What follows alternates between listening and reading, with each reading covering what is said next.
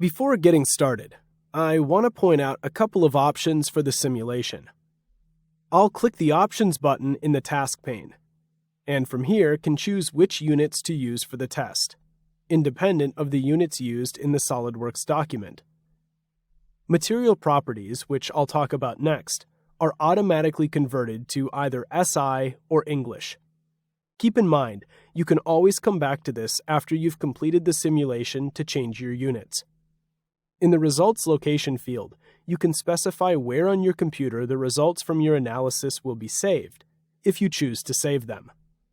Finally, this checkbox will allow you to see the maximum and minimum results from the analysis.